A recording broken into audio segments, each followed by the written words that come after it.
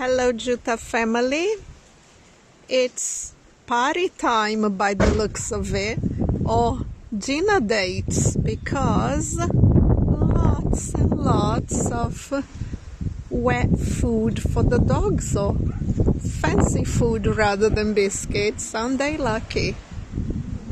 IOANNHS always does this, or he gives them raw meat as you've seen before. But yeah, impressive. They will love it.